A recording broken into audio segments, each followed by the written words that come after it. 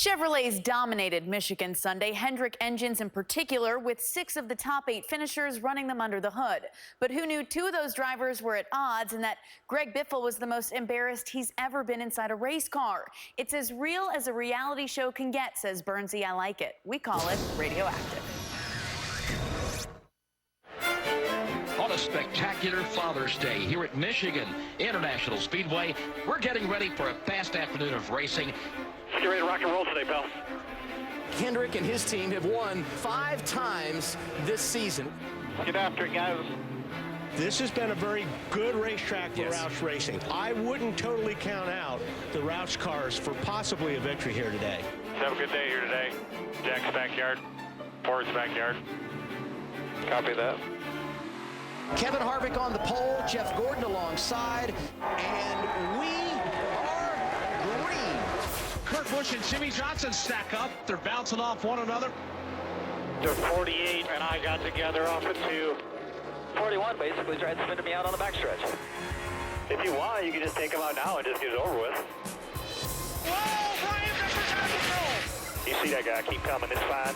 Down in the wall up high to 55. He's spinning down, coming down the hill right here. Back up. Caution's out. And now he'll spin it nose first as everybody scatters to avoid. No, what? No. We got a lot of damage. Guys, yeah, we're tore pretty good. How bad you got, bud? Pretty bad, whole right side. All right, Brian. Yeah, it's hit 4, I'm all right. Sorry, guys. The racetrack is incredibly slick right now for whatever reason. Watch the 17, watch 17. Whoa, trouble again. That's the rookie Kyle Larson. Stay straight, good job. Casey Kane also sideways. Lock it down, lock it down, lock it down. Ain't hit anything, I got hit in the back. Other than that, I think I'm all right. Did you get any contact there? From behind. How bad is it? We'll be fine here. This may take a while like this. I think guys are starting to figure out these things are hard to drive in traffic. Here comes Gordon flying around the outside to try to take the lead. And all clear. All right, good work. Take care of it now. I'll keep it posted behind you. Tight both hands right now. Really bad 3 and 4. Feel it out. Wind's still kicking hard. We're getting big gusts right now. That wind is pretty south. Definitely. You see the flags here blowing from turns 1 and 2 and back down toward turns 3 and 4. The wind gust today at 19 miles per hour. Definitely feel that wind. Wow. The wind's strong again. Oh yeah, I felt it. When that wind kicks up out, I'm a little bit tighter, 3 and 4. Now I see why no one's passing. Man, there's a bunch of turbulence here. How about these drivers that have won at Michigan that are all lap down? 4 wins for Greg Biffle. He's a lap down. Pilot. Unbelievable. I've never been so embarrassed in my life. Come on, stay with it here, man. My driving the car is full of flat tires. All right, that's far. Can I help either end now more than the other? All right, you're not going to fix it, so just do whatever. Kyle Larson right now has got no rear bumper cover, but he's driving away in the 4th spot. He's got to be loving the way that thing drives with that damn bumper McComb. Yeah, I've been watching him all race. He's just slowly making his way back to the front. Can I get my bumper cut off so I can gain about 20 counts of downforce? Yeah, I wish. I'd do that the first pit stop if I could. Looks like you can't. You can cross Michigan off the list. That's it, baby. Happy Father's Day, Jimmy Johnson. You just won Michigan. Oh, yeah. About time, guys. Woo! Thank you, boys. Thank you, thank you. Chad, brilliant strategy, brother. Thanks, JJ. Great job, bud. Happy Father's Day to you. Really proud, pal. Really proud. Heck yeah, buddy. You too, man. That was awesome. Finally got one here. Awesome for Jimmy. For Greg Biffle, not so much. Jeff, we don't hear him speak like that often. In fact, since Jack Roush has been bringing 3 cars to Michigan, they haven't had a day like that since 1996. No, I think Greg Biffle kind of summed it all up. And this is probably the way the whole organization feels. Like they were very much embarrassed. Anytime you run that bad in somebody's backyard, because I was trained by Junior Johnson. We used to run bad at North Wilkesboro. We get told the same thing by Flossie Johnson come Monday morning. So these guys, the cool thing is what I've been able to find out after that debacle at Michigan, they've really sat down, put their heads together, and Jack has told everybody, we're going to throw everything we can at it. We've been working at it very methodical. Now we're going to take big swings at it. We're going to get this problem turned around because I think Jack understands he not only owns it to his sponsors, but to his drivers and his teams to get this thing fixed, and I believe they will. Just don't know how long it's going to take it, but they will get it fixed, and they'll get back up on top. Trying to figure it all out, yeah, so Roush Fenway fans, be patient. Bernsey. Danielle, that win for Jimmy Johnson, his 69th career win. Next up on the all-time wins list, Dale Earnhardt was 76. In the spirit of 76, we look at Dale Earnhardt's 69th win. Here comes Hamilton right back. Wow. Hamilton on the low side now, and he's got the lead back. Look at Earnhardt right up under him right now. Now that'll loosen you. Whoa! I guess. That'll loosen you up. Hamilton into the wall. Boy, he was lucky to save that car. Wow. My goodness. We are under caution. Bobby Hamilton has just spun in turn number 2. There's Dale Earnhardt. He leads. Now it is out. Now it is out, and it has been taken by the leader, Dale Earnhardt. Checkered flag in the air for Dale Earnhardt. At Michigan on what's going to be a very, very fast day of racing. All right, guys. Go over all your equipment. Make sure everything's ready to go. Have some fun today. Boy, thank you, guys. Let's get a big thumbs up. Let's get ready to rock and roll today, pal. Oh, boys. 200 laps here. Got a lot going on. Let's get after it. We know we can do it. Yeah, sounds good. Get after it, guys. Here comes the field down to the line. Green flag goes in the air. Up front is Kevin Harvick. Clear by 224 by himself. Whoa, Brian Becker's out of control. Gathered up. Don't want the wall in 4. Everybody still digging. Stay low. Coming back down. We're in it. We're in it. There you go, guys. Sorry. All right, Brian. Yeah, it's in 4. I'm all right. Sorry, guys. One car slides up. All right, lock it down. Lock it down. Watch him checking the front. Check up, check up, check up. Stay to the top. Stay to the top. Stay to the top. We just got a wreck, boys. Front's killed. Right side's killed. Ain't hit anything. I got hit in the back. So you might want to look at the bumper, but other than that, I think I'm all right. Got the fin. Not too bad. Not too bad. We're going to have to come work on it. I think guys are starting to figure out these things are hard to drive in traffic. Kurt Busch goes way up the banking. Sideways loose. Horrible loose on exit. Not sure what's up. Jeff Gordon playing me in my shadow right now with the back bumper of the Kevin Harvick Chevrolet. He does it the hard way, driving around the outside of the pole sitter, Kevin Harvick. And all clear. All right, good work. Take care of it now. I'll keep you posted behind you. And behind us is absolutely crushing us. Talk about Jimmy. Losing the back, and the front is terrible. Extra 3-hole win. Definitely feel that wind. Wow. Now I see why no one's passed it. Man, there's a bunch of turbulence here. Biffle ahead, slow up top. He's struggling. He ain't the only one. They're just terrible around cars, man. Now we've got a change for the race lead. Yeah, lap traffic playing a major role. The leader? For the leader, brother. 215, 245, cab starting to smell and fill with a faint smoke. I don't know, man. It's be real weird. I've never felt anything like this before. I have no idea what it is, dude. What went wrong with 24 and 48? 24 is just as fast as you on clean racetrack by itself. Both of them say they're terrible on traffic. Go, go, go, go, go, go, go. Go hard, go hard, go hard, go hard, go hard, go hard, go hard, go hard. Good job, fellas. Good job, guys. We came out third. The 48 and the 22 just did one can. They're short on fuel. Just save us a little bit. We'll be fine. Joel Ford, see if there's a lug nut stuck in something. It won't even go. I can't even step on the gas. It's all jacked up. Can do anything, dude. We lost track position and made the car worse. Speed, clear, not clear right now. We got a big hole in the nose. Where that little in the 42 drove across it. Here comes Stoney. That little is going to get his very soon. There goes Denny Hamlin and Eric Almirola. No damage with the wall. It's stuck in the grass. Splitter dug in a little bit. Yeah, they got to pull me backwards. Caution flag out, and once again another twist to the plot. What are we doing? We're staying out. We're staying out. First 5 stayed out here. This thing's going to work out just fine, bud. We need a good start here. If we can get the lead, man, it'll be really, really good. Green, green, green. Jimmy Johnson breaks away in a hurry. Keep pushing it, buddy. We've got drivers that need to come onto pit road, and among them are those guys up front. Jimmy Johnson. Bring it this time. Bring it this time. Johnson gives up a 3-second lead to hit pit road. 4 tires, 4. Go, man, go. Go, man, go. If this gamble pays off, Jimmy could be in the catbird seat. The 2 cars, he is going to be in second to us when this thing cycles. Jimmy Johnson to the back stretch for the final time. Happy Father's Day, Jimmy Johnson. You just won Michigan. The Michigan curse ends for Jimmy Johnson as he will win. Oh, yeah. About time, guys. Woo! Chad, brilliant strategy, brother. Really proud, pal. Really proud.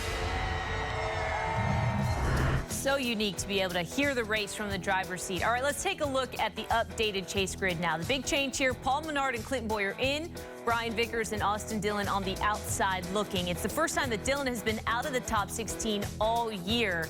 So let's continue our discussion on the back half of the grid. Jeff, you drove for Richard Childress Racing for several years, including just last year. The team overall has struggled this season, but Paul Menard has been a bright spot. Well, he's got 2 top 5s, and I don't think anyone at RCR would consider that to be a real bright spot. But the one thing that Paul and his team have always been able to do is the 1.5 mile racetracks. That's their strengths. That's where they run well. Paul likes those racetracks. They seem to find a way to make a lot of speed on those racetracks, and that's their strength. Where they got to tighten things up are the short tracks. They don't seem to run as well as the tracks get smaller. But Paul and Slugger do a really good job, and the big tracks are really, really where they make their hay, and they did it this past weekend also.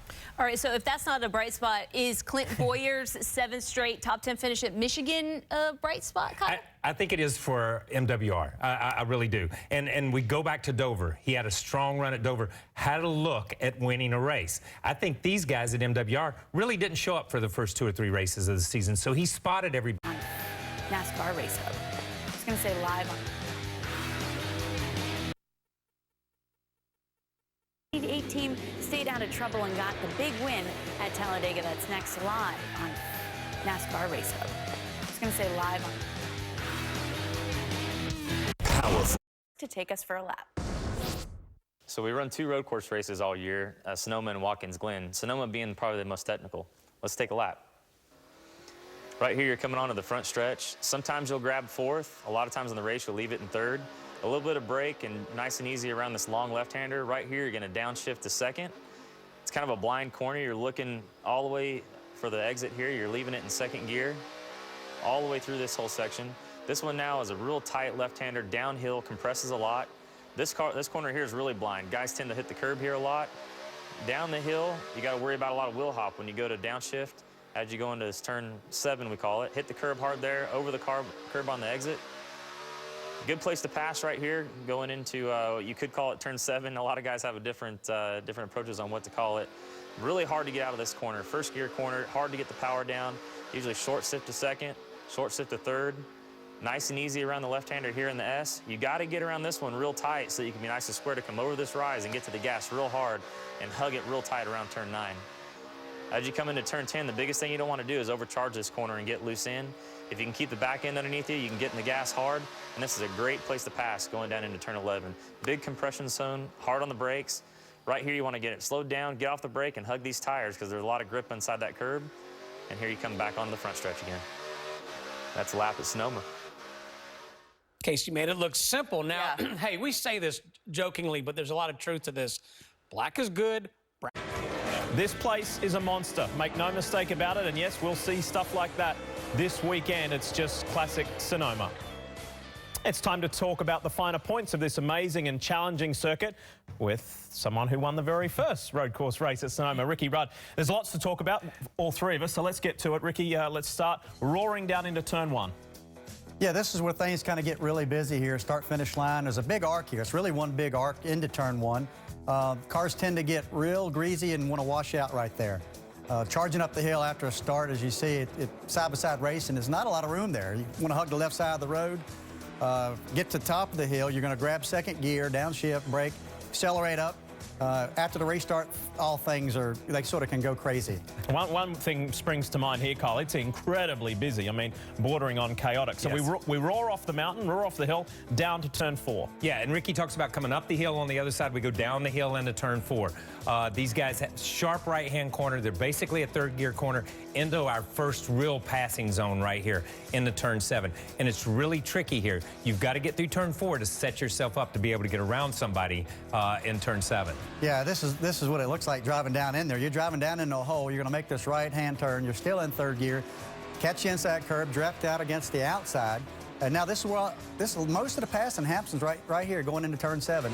A lot of room there, but it can get real busy. Here's a shot from Jimmy Johnson's car. He's setting the guy up as he enters the right-hander at turn 7. He's setting him up to get a good acceleration run at him. And now he's diving to his inside. He's taking the preferred line away. Makes it look easy. Not always that easy, though. Not always that easy. We see Kyle Busch. You see that hood bounce. You see the car bounce, and he runs in the back of the 27 car. That's wheel hop. You can overdrive these corners trying to be too aggressive. How about here with Jeff Gordon? Yeah, we see Jeff go to the inside here, and he gets up on the curb. Look at the way the car gets up on the curb, gets into the 83, which knocks him into the 6. This is a corner where you have to be aggressive, but you have to be patient too, and that's a hard thing to do in turn 7. Don't worry, Kyle didn't forget to mention turns 5 and 6. They're on the infield. That's where the Indy cars and motorcycles go. So let's move ahead. One of the interesting aspects of this track, it's not all stop-start. There are some flowing elements to it, Ricky. We go through the S's and then the all-important turn 10. Yeah, this is through the S's. As you see, the green represents wide open throttle. You come out of third gear, you grab 4th, and right here is a brake zone. Some guys go to 4th, some guys go to 3rd. And this is what it really looks like from inside the car. This is the S's, probably about the middle of the S's. Again, right around here, you're grabbing 4th gear. You're trying to keep the car on the inside of the racetrack right here. Not as easier said than done. Hard brake, make the right-hander right here at turn 10. And sometimes it's not easy to keep on the racetrack right here, as we see. Yeah, turn 10 is a fast corner. You get off in the dirt over here. A lot of times, as we see with the 12 car here, he gets into the tires. Used to be a wall there, and when you'd hit that wall, it'd pump you straight back out in the middle of the racetrack. Yeah, it used to be really nasty right there. And perhaps the most talked about corner on this Sonoma racetrack is the final one. It's the hairpin, turn 11. Yeah, and we talk about turn 10 sets you up for turn 11. This is the second real passing zone right here. And you'll see, guys, you're braking, you're downshifting, you're looking in the mirror, you're looking ahead. A lot of things go on, and there's very little room to make it happen in. Yeah, and all that passing really sets up coming out of turn 10. You got to get a run into guys. We see right here, somebody's going by a Biffle right here on the outside. But it all starts on how you get out of turn 10. You come down in here and you can see, here's some action. Tony getting in the back of Denny Hamlin here. Here's another good incident what can happen. Here you got Logano trying to get by Robbie Gordon. Robbie moves over to pass him. Logano doesn't like it, and he just moves him out of the way. It's classic turn 11. And look at this, Tony Stewart and Brian Vickers. This is part 1, Kyle. Yeah, I think Tony thought that Vickers was blocking, and it's like, if you block me, I'm just going to shove you out of the way. That was okay with Vickers because Vickers came back and repaid it a little bit later. And I think it hurt Tony a little bit more. We see Tony up on the tires here. Yeah, look, Tony got the short end of that one. Yeah, Tony got the short end on that one. You've never hit anybody in turn 11, have you? Not intentionally. 1991 may come to mind. Kyle, we hear the drivers talk about what they want from their car, having the ideal car at Sonoma. Even recently we heard Dale Earnhardt Jr. say, look, road courses aren't my strong suit. I look to my teammates for setup and we take it from there and see how we go. What do you need? What do you want from your car? You need massive brakes. You want to stop on a dime, but you want to leave like John Force every time you mash the gas. And you know what? Dale admits, I'm not the greatest road racer, but he still needs the same things that the greatest road racers need. We've heard Marcus Ambrose talk about last year, had a great car, just burnt the rear tires off. Tire management. Those brakes and learning how to work that throttle will save those tires. How about after the last round of pit stops? Last restart even, I imagine all bets are off at this place. Yeah, it's almost a completely different race. You know, it's everything that happened before, everybody's sort of gentle and kind to each other. They're not, trying to kill each other unless they had something that caused them to get excited and blow up. But generally things flow pretty smooth.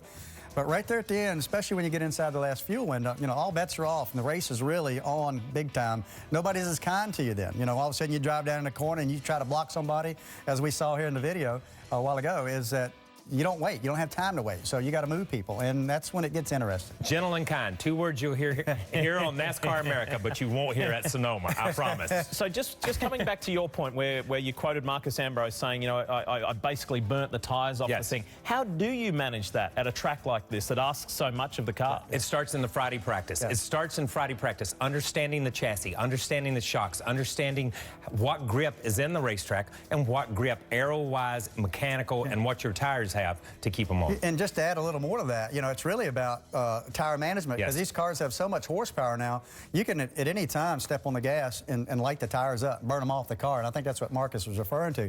Yeah, you can run fast for a few laps, but then your tires go away, and then you're not very good after that. So whatever forward bites you've got the whole race, you're working the throttle like you're on ice or snow. Yes, you're very gentle with that throttle, and you hope the crew can dial it in. But like Kyle said, it's more about practice. And then now the drivers, he's got the tools to work with. Maybe he doesn't have the forward bite he wants, but he can't sit there and just give it the throttle and burn the tires off.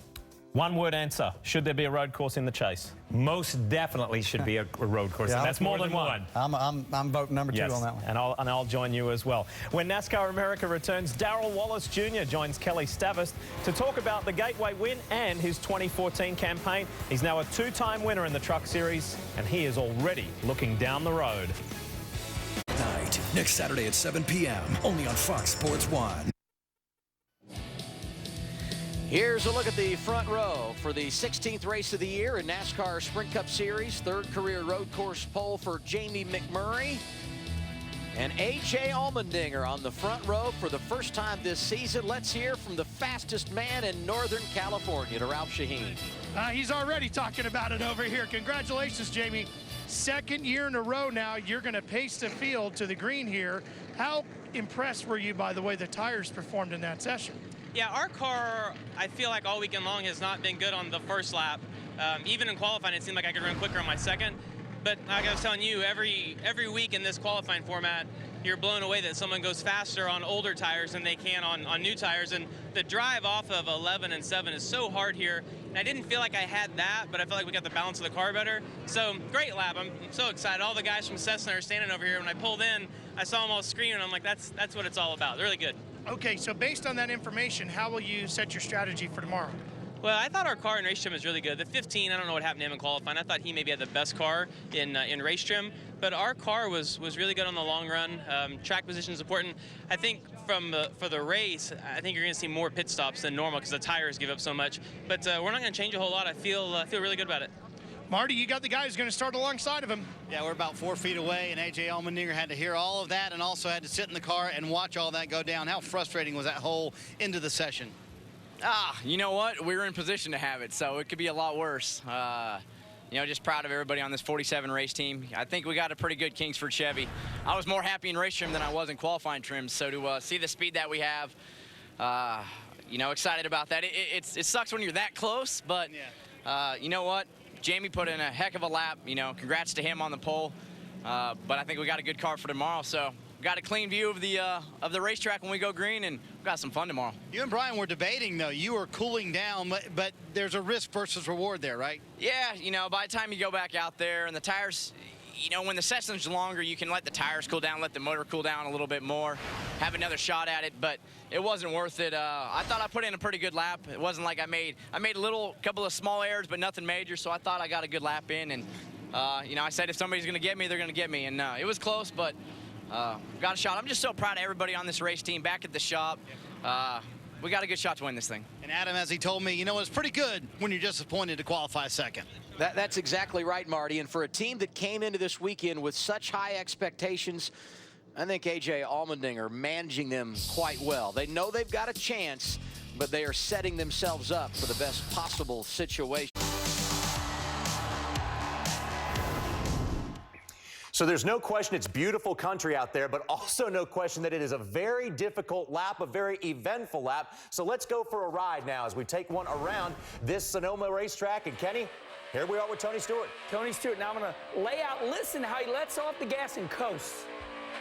Coasting, downshiftting, second gear. Jeff can't see anything. Here we go now. This is a very difficult part. Yeah, it's right here. It's a very technical racetrack, and one of the things you said, downshifting. Don't miss the shift when you downshift or going back up through the gears. We go down that hill back to where Rutledge was standing. This is turn 4. You come flying in this corner. You don't want to lock the wheels up. You are going to hop over the curve if you carry any kind of speed, and there's that wall. Look out for that wall. Now we go down to turn 7. This is the wreckiest corner in all of auto racing. They will pile them up in turn 7 today. But now, for the fastest part of any road course, down through the S's. Let's listen. Off the gas, on the curb. Now, here we go. We're going to be flying through this corner. Now, Jeff, I think this is a very fast, very dangerous corner coming up. Yeah, turn 10 right there. When you carry so much speed down through there, you got to make sure you keep the car under you. The back end, it can jump out real easy going into turn 11. And, JR, this is probably the best place to pass. We see a lot of action in this part of the racetrack. Yeah, this is a 180. Listen. Almost parking the corner, but now a drag race to the finish line. They'll be spinning the tires up off this corner.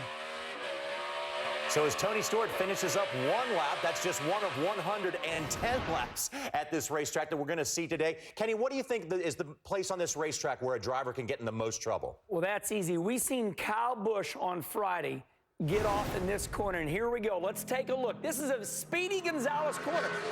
There's no runoff, Jeff. Look, it's asphalt and straight to dirt. Yeah, and the good thing about, listen to him. He gets back in the gas when he knows the car's getting ready to get loose on him and spin around. He kept it out of the tire barrier by doing that. A lot of guys can't. We'll see guys back in that safer barrier sometime during the course of the day. It's a very tricky corner when you get through the S's real fast. And the good thing for Kyle Busch, no damage to that racetrack. And remember, just a few short years ago, Kyle swept both of the road course races in one season. Well, we're just getting cranked up here on race day.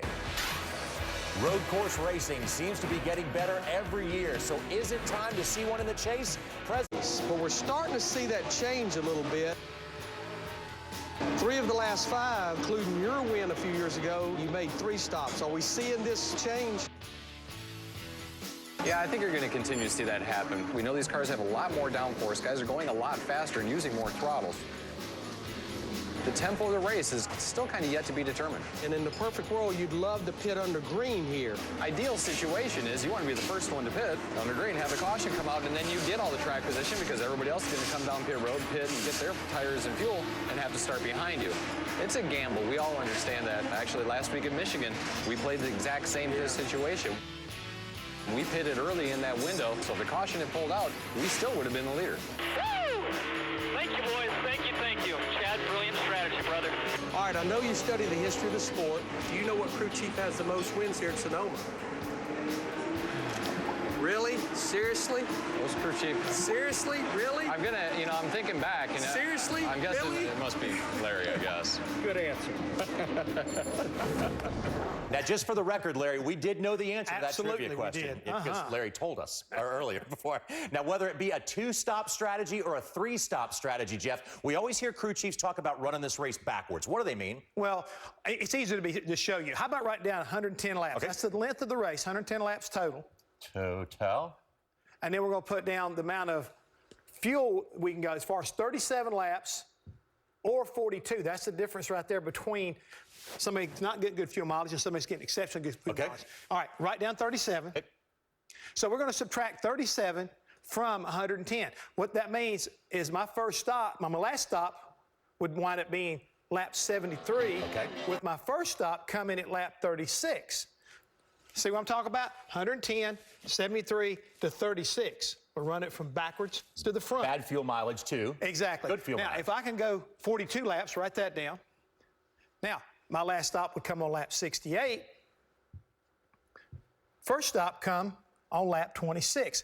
Big difference there. You got a lot more options, a lot more variables, and you can dictate to what other competitors need to do by hitting pit road that early. But these tires are giving away a lot more than they have in the past. Does that change the strategy? Well, that's the reason why we're all of a sudden hearing drivers as well as crew chiefs talk about variables. Yes, and it may force you into a 3-stop strategy. You still want to try to run the race backwards because even though you maybe stop a little early, you still have to realize at the end you want to be out front. So that means get to pit road first, kind of force everybody else to take a strategy maybe that you want, but the more important part is be out in front of your competitors when it matters the most, and that's at the end of the race. It's all about track position. So you go in with these numbers. That's right. But that might not necessarily be the way that you actually finish the race. Nothing's set in stone.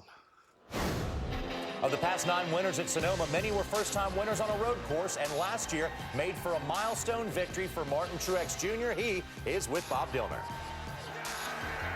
As the defending winner of this race and with everything that's on the line as we inch closer to the chase, Martin Truex Jr., I want to know, does Jeff Gordon hat? That's why I signed a bottle of it. I was wondering, how do you sign somebody else's hat? When the green flag flies, it is Jamie McMurray that brings the field to the green flag, and a great race behind him for second. A good battle here on this road course. The 9th lap, it was A.J. Allmendinger that was able to take the lead away from Jamie McMurray. And Allmendinger was driving like it was the last lap of the race. Those first 9 laps, he was on it. He was putting a lot of pressure on Jamie. He was really pushing hard. Another guy who was on it all day, Kevin Harvick, seemed to have the strongest car on the track. Here he's able to get by Allmendinger. Hey, are you surprised that he had the fastest car on the track? I mean, all year long they've been fast. Can they find a way to get it done? They didn't again. All right, guys that were on the 2-stop strategy started making their green flag stops here on lap 69. We see the 15 of Clint Boyer. He's on pit road. You had mentioned earlier about the cautions falling at the perfect time. And it was a perfect time because on that next lap was when you saw Carl Edwards and his team pit. Here, everybody else is coming on pit road. Those 4 cars that pitted earlier, they stay out. They're on good tires, and they're out in front. All right, so Kevin Harvick on pit road. They have had problems on pit road before, and it seems like that trend continues. Absolutely annihilated. What are we doing? They just get really, really, really old. All right, you touched on the guys that came onto pit road before the caution. Okay, so here you have Clint Boyer on new tires. You have Carl Edwards, and you have Marcos Ambrose. They all have new tires. The guys behind them didn't have as good of tires. How about this, though? Dale Earnhardt Jr. gets into the curb, up in the air, and boom, takes out the 20 of Kenseth. And we talk about tire barriers and those kind of things. You see those tires just suck that car up. And actually in this case, it makes the blow even harder. That was just a mistake. I think Junior was actually trying to give him too much room and ended up getting into the wreck. And the good news was we saw him walk away. How about this?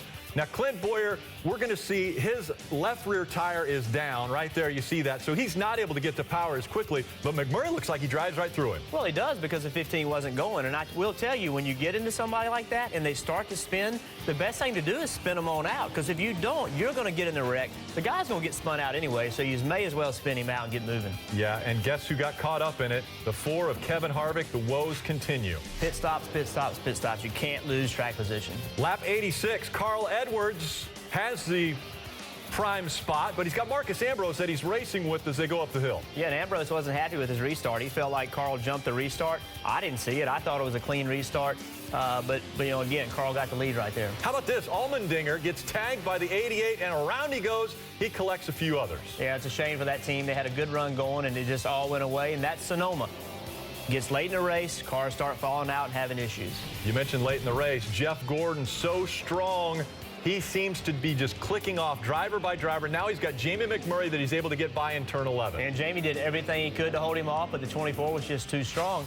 And honestly, if the 24 hadn't had to go through so many people, I think he had the best car at this point of the race. And right here, he gets so close to getting up to the back bumper of that 99 of Carl Edwards, but it doesn't happen. Carl Edwards able to hold on, and he is able to get his first ever win on a road course. And, of course, what does Carl Edwards do once he wins a race? You know, I hope he never misses this, because it's not going to be pretty if he does. It is absolutely poetry. He gets out of the car and does the backflip. So Carl Edwards gets the win. Jeff Gordon finishing second. Really pretty impressive run here for all the Hendrick cars. They're in the top 7. Who surprises you on this list? Well, I tell you, the guy that had a good run that needed it, Clint Boyer.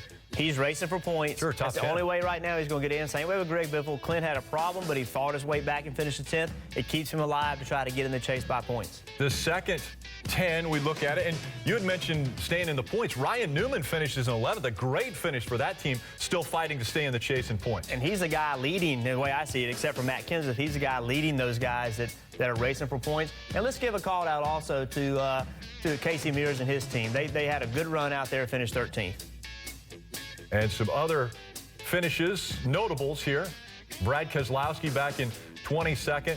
Really tough day for A.J. Allmendinger after getting caught up with Dale Earnhardt Jr. ends up in 37th. And Kyle Busch, he never ran all day. I can't ever remember watching a race where Kyle Busch ran that poorly. Yeah, pretty incredible. Well, it was Carl's 19th start on a road course, and the Missouri native was all smiles in victory lane when Kelly Stavis caught up with him. Man, oh man, oh man. This is awesome. TireRack.com. Solid day, but not without incident. During the race, many of you were asking on social media why the 48 of Jimmy Johnson was seen roughing up his teammate Jeff Gordon a bit. There you see the two tangle. Well, we dug up some sound that you've yet to hear that may identify the culprit. Take a listen. Bill, I got drilled by Stewart. Don't worry about it, man. Drive away. I didn't want to say anything, but after Stewart clobbered me and knocked me into 24, my steering spin off like a quarter turn, and we got real tight after that. And I think we really had a car to win until I got stuffed from behind by that 14. So Jimmy Johnson, referencing Tony Stewart's involvement there, said he got clobbered. This is Tony Stewart's onboard, which is video you did not see during the broadcast, but we dug up Smoke's onboard here, where the 48 then gets into the 24. So, Matty Clark, is this much to do about nothing? We're setting up what happened. I'm not sure that anybody's to blame or to be at fault, but after the contact with the 48, Jimmy Johnson saying that his car lost some steering and it was never really the same. They were tight after that incident. Okay, first of all, let's talk about it's a road course. Sonoma is tight, very few passing zones, so we expect contact like a short track when we go to Sonoma. Then look at the names involved. Jeff Gordon, Jimmy Johnson, Tony Stewart. All have an alliance, all friends. There's no problem, no harm, no foul, just good, hard racing. We saw the 14 get into the 48, the 24 paid the price. It's just all part of racing at Sonoma, Danielle. Okay, so those guys in the end played nice. Jeff Gordon was up front when it counted, had a runner-up finish. Jimmy Johnson still salvaged a top 10, so perhaps they just let this one go and it won't come back up in the future. I'm not so sure about a few other incidents we saw Sunday at Sonoma, Bernsey. All right, early in the race Sunday, contact down there, turn 11. Kyle Busch gets into Brad Keselowski. Keselowski spins, falling all the way back to 26th at that point in the race. He finished the day 22nd. Not a good day either for Kyle Busch. He finished 25th. Well, Larry Mack, as memory serves, that's not the first time that these two have gotten together. No, they do have a bit of a history, but I will have to say, just watching that replay right there again, and watching it Sunday during the broadcast, I think it was just simply Brad Keselowski thought he was clear of Kyle Busch, and he was not. Kyle Busch was as low as he could go. Kyle didn't turn up into him, but in Joey Meyer's defense, which is Brad Keselowski's spotter, where the spotters are at Sonoma, that's one area of the racetrack that you cannot see right there. I guess we'll know if this was intentional or not this weekend, because I think Kyle Busch and Brad Keselowski both are doing triple duty at Kentucky this weekend. And I remember them having a lot of contact at Watkins Glen on the road course not too long ago. Not only do they have a lot of contact, it's probably one of the best finishes we have seen in a long, long time.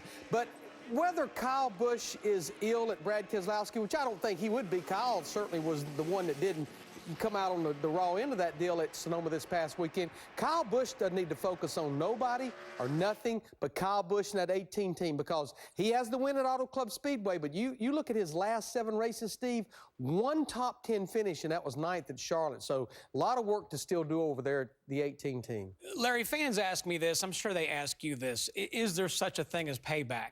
And I guess the truthful answer is yes, but to your point, drivers can't spend time thinking about that. They got to think about winning a race. Well, especially when you're in a situation at Kyle Busch. Yeah, we've seen many situations where a driver paid another driver back, and you know what? It may be down the road, like I think we saw with Carl Edwards and Brad Keselowski at Atlanta a few years ago. So, yeah, I think the drivers do not forget. They have a pretty good memory, and I think sometimes they even write names on their dash. One driver told me any driver that tells you he doesn't have a list is a liar. And the Nationwide Series race at Road America once again proved to be a crazy event. Up next on the Hub, race winner Brendan Gaughan joins us in studio. Hear how close this victory was to slipping away. Tempers were high. No, I don't. Yeah. No. We'll try to get Larry Mack to do it, though, in a cluster buster.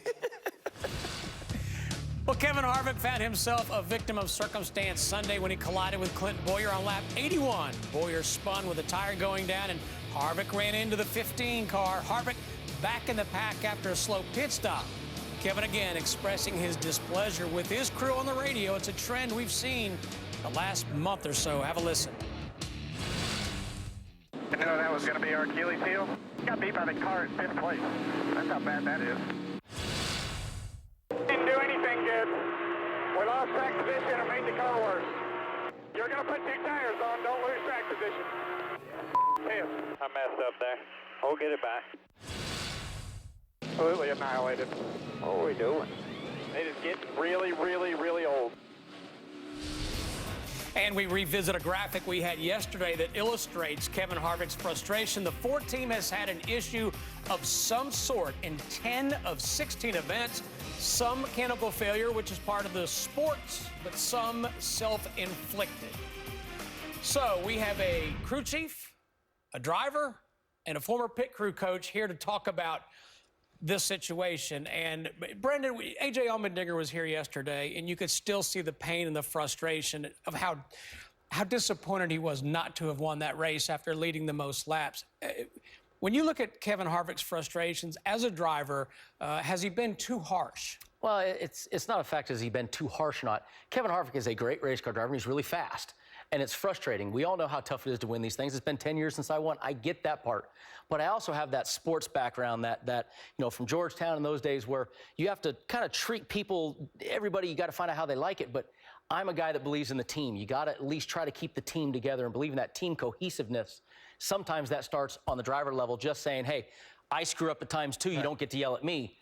But we got to work this out somewhere. He's had a lot of issues. Which, in fairness, Kevin has said. Now, Matt, you worked at RCR. Yeah. You were the pit crew coach, and Kevin even called you out at times. Yeah, personally, over the radio. Now, I didn't take it personal when he calls you out over the radio. That's Kevin Harvick. You know, you have lunch with him. He's a different guy when he puts a helmet on. And let's call it like we see it. Definitely the pit crew has cost them races, so he has a right to be upset.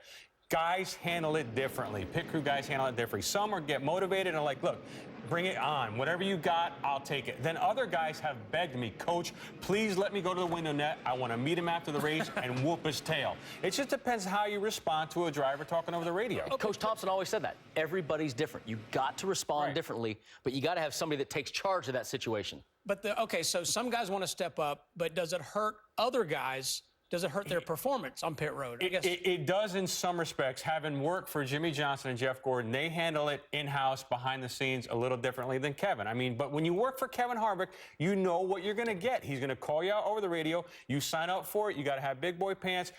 I wouldn't do it that way, but that's how he does it. That's how he's always done it. It's not going to change. So you're the crew chief. You got to keep the peace. How do you view it? Yeah, I don't like beating anyone up, but you saw the graphic. Now, let's make sure we're honest here. Not everything in that graphic was pit crew related. No, some was But if I look at the last month and a half, a lot of it has. And the one that was missing on that graphic was probably cost them $1 million in winning the Sprint All-Star race. Yep. But I just think when you see it happen one time, it's an incident. When you see it happen 2 or 3 times, it's maybe coincidental. When you see it happen that many times, it's a trend or a pattern. I think the rubber has met the road. I think they have to make a change. They have fast race cars every single week. They are going to be in the chase. They have 10 races to get this thing right, because even with Tony being in the top 20 in points, even with Kurt having a championship, performance-wise, that's their bullet right there to try to win this championship. And you know what? Chad Knaus didn't win 69 races with Jimmy Johnson and 6 championships by being patient with people. Here's the problem. You have to have depth. And to your teams where you have to have depth on the pit crew, and I don't know that the 14 team has the depth. You're in the middle of the season. Guys are under contract. So I don't know who you can draw from. That's the bigger issue. Well, what Kevin does with it after the problem.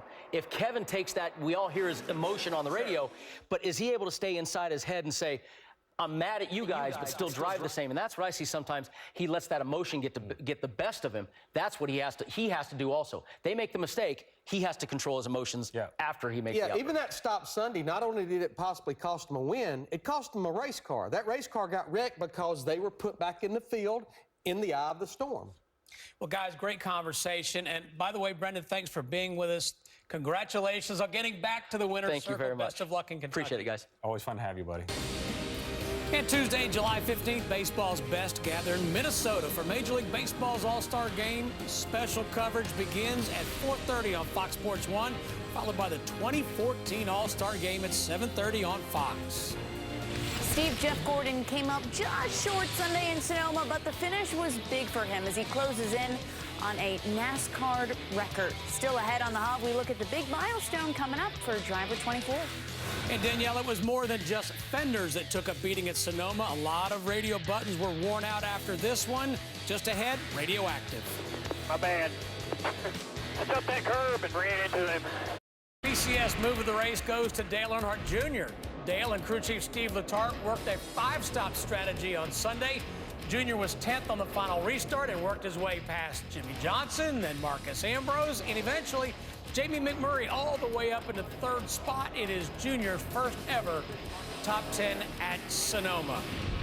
Still thinking of Larry Mack twerking. At Sonoma, teams were managing strategy, tires, and, yes, tempers. In fact, rookie Alex Bowman bit his tongue a bit to hold back. Yeah, he didn't want to be on Radioactive, but you can't hide from us, son. No. You say it on the radio, we will find it on the scanner channels.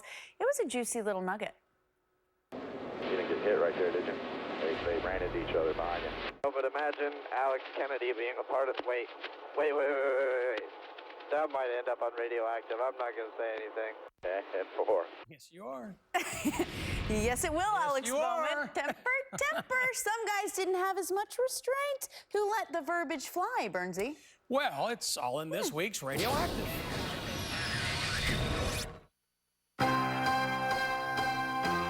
The engines have fired, and we are ready to do battle in the Toyota Save Mark 350 here at Sonoma.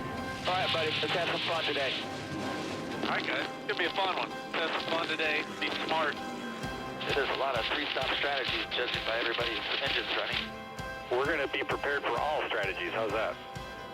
This place changes a lot, over 110 laps. A lot of strategies play out, but if we do the right thing, we'll have a shot to win this thing.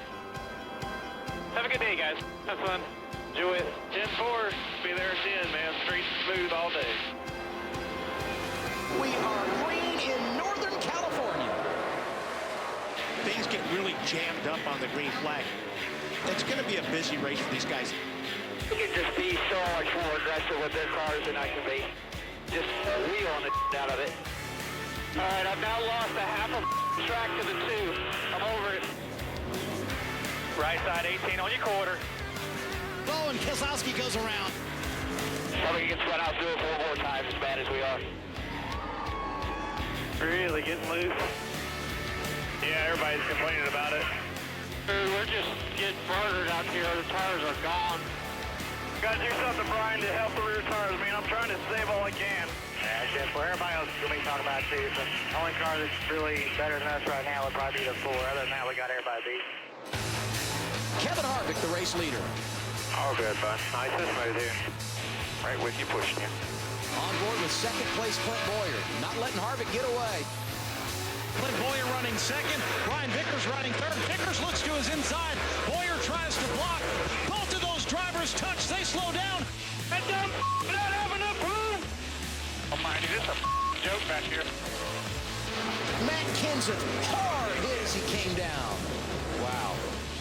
That knocked the motor out of the 20 car. Yeah, he's trying to drive it, but it just like he fell off the block. My bad. I took that curb and ran into him. I don't know what the I was doing there. So they're getting a little aggressive out there now. The one just flat took out the 15 through 11 there, collected the 4 car. Sam, I'm sorry, hell, he wouldn't go. It doesn't matter, but I ain't too sure I didn't have a flat. I don't give a He never let out of the gas. Oh, I'm gonna catch that one car. Trouble coming off turn 11. It's A.J. Allmendinger. He gets hammered by Brian Vickers. Both of them will continue, but big hit. I tried to roll the outside, of course. Junior didn't give a He just drives me straight in the wall. I like to be moved. I think we just jumped the wheels. This thing's barely steer. Damn, Junior. It's broke, guys. I'm going to the garage. 47, screwed us. Also check the right rear damage for, I don't know what happened there, 17. contact between Brian Vickers and Ricky Stenhouse Jr. Somehow or another, Stenhouse keeps the 17 off of the wall. Yellows beget yellows here at the end of a road course race. They'll take the green flag with 16 laps to go. You got this thing, man. You can win this race. Get up there and get them. All right, bud. You know what we got to do here. I got it. We're good on the gas, but it don't hurt to save us some. Okay, I've been saving a lot. Gotcha. Done good. Come to the green. Take a few deep breaths. Carl Edwards getting after it on the restart. Nice and smooth. You're doing an excellent job. Nobody better out there. Stay focused. Carl Edwards, a winner at Sonoma. Woo! Yeah! Awesome! Awesome, Carl. Awesome. Good work, man. Good work. I cannot believe that 99 won this race. I just can't believe it. Congratulations to him. Awesome. Thank you, guys. Let's get some pictures. We'll get a flip. Okay, so what I learned from that is sorry doesn't fix my race car. And Carl Edwards was the only one happy leaving Sonoma. That radio communication by Clint Boyer brought me back to my old RCR days. Remember this, Clint Boyer, spotter Mike Dillon, the radio chatter. Austin Dillon's dad. Unbelievable. Yeah, and I'm not sure if Greg Biffle was happy, sad, frustrated, that confused, was a tough or just downright mad. And who was Brian Vickers mad at? I think everybody. The 47, so he takes out the 17? Pick one. Right. Epic. Good stuff. Saturday, it's a full day of MLB action, beginning with the Twins taking on the Rangers right here on Fox Sports. Version of road course racing that promises to give you some action here. This is going to be an interesting race. Drivers, start your engine!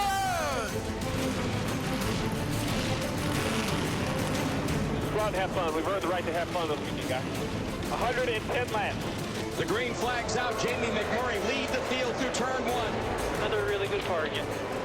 You've got Martin Truex Jr. back there, and they are really going at it. I have an issue with my right front tire. Vibrating real bad, shaking. Copy that. I don't know what to do. If you ride it out, fine. If you can't, we're ready and we can put tires on it. So we'll do 4 tires if we fit. These two drivers finished 1-2 the last time we went road course racing. Yeah, we're a roadblock here to the top of the hill all the way to 4. Plus a half a track to the 2. I'm over it. All over your bumper here. Kyle Busch got him in the right rear. It's spun out. Probably get spun out 3 or 4 more times as bad as we are. All right, 10-4. A new leader on the racetrack, A.J. Allmendinger, managed to get around Jamie McMurray. Road's really good right there. You're really fast through this corner. These tires are falling off. These cars are starting to slide like they have not slid so far this whole race. Need a lot of help here, Paul, in every direction. Bad wheel spin. We're just getting burnered out here. The tires are gone. Still with you. Still with you. Matt Kenseth has spun his car. The tire barriers. A major impact for Matt Kenseth. My bad. I took that curb and ran into him. I think I knocked the toe out of it, but we'll see. The yellow flag flying again. This couldn't have gone any worse where the cautions are falling. Yeah, ain't that the truth? Hard.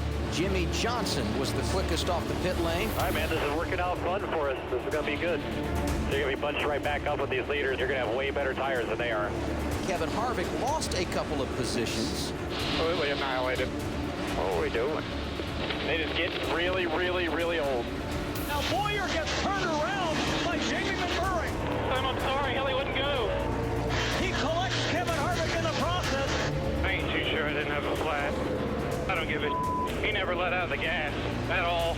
Two of the best cars here today. Kevin Harvick had led 23 laps. Somebody get the bare bond, tape it, have to beat the left front out a little bit. You'll have to do more than beat it out. So they're getting a little aggressive out there now. A.J. Allmendinger, he gets hammered. Watch 47, watch 47. Oh, turn right into it. No green, no green. That thing fairly steer. Junior. What happened to that 47? Jump all right, my left rear tire? Yeah, he was out there, and as you came over, he just didn't give. A.J. Allmendinger, that was a car that was good enough to maybe win this thing. I mean, Junior, I tried to roll the outside, of course. Junior's just an absolute cup. Didn't give a just drives me straight in the wall. Clint Boyer, Kevin Harvick, and A.J. Allmendinger have all gone by the wayside. Oh, my, this is a joke back here. Still outside, still on your left. That a 55 just drove right into us. Yellow. Easy now, easy. We'll get caught up. We'll finish about 4 tires on it. You know, but we're going to stay out there and just stay with our game plan here so we got clean air. So all those cars did not pit? What's the deal there? They're saying too fast, section 4. I'm trying to get clarification. Come on, you got to be with me. I'm not. I'm trying to get clarification.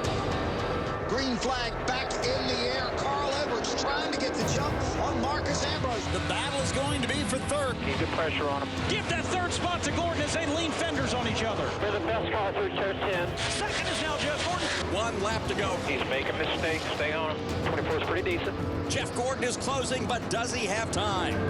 All clear. About 5. That's the checker right there. Nice job.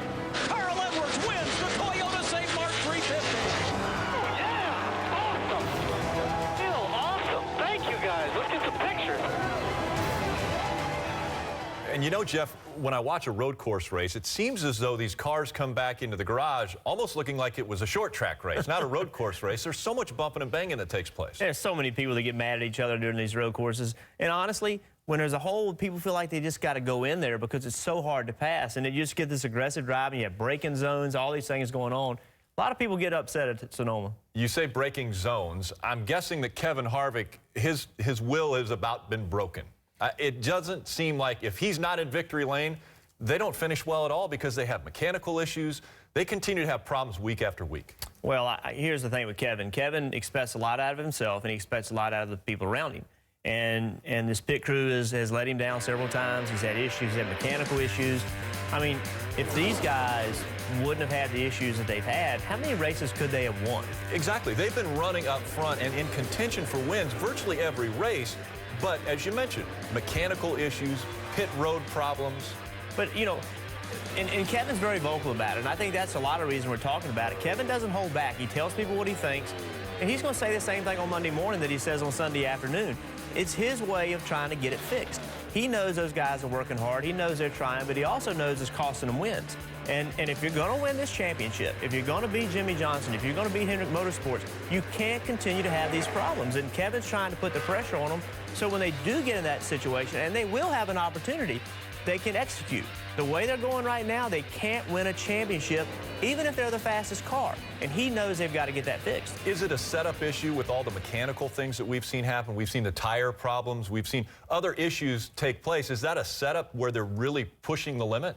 I'll tell you what the issue is. They went from 3 teams to 4 teams. Okay. And you spread out everybody. You spread out mechanics. You spread out pit crews. You spread all those people out. I'm not saying they didn't hire people, but what happens is when you hire new people, you're not always hiring the best person. You're hiring who you believe is the best person, but ultimately he may not be. So the whole company in growing got spread out a little bit. And we've seen mechanical issues not only with that team, but with other teams. We've seen pit crew problems with other teams. So in growing, this is part of the growing pains. Let's stay within that organization, and let's talk Tony Stewart. So here's a guy who is on the hiring side of the teams that we're discussing.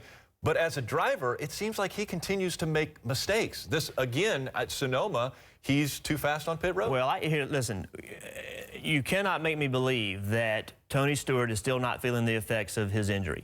He had a major injury, and that not only affects you physically, it affects you emotionally. So he's getting back into the game. Don't forget, he was out last year a great deal of the year. So he's getting back into the rhythm of things.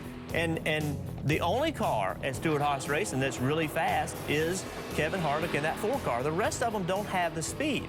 So they're all trying to get everything they can everywhere. And Tony's overstepped his bounds a few times on pit road because he knows if he can get a little bit, it means a lot. And maybe he doesn't trust his pit crew enough. Maybe he doesn't trust the speed of his car enough.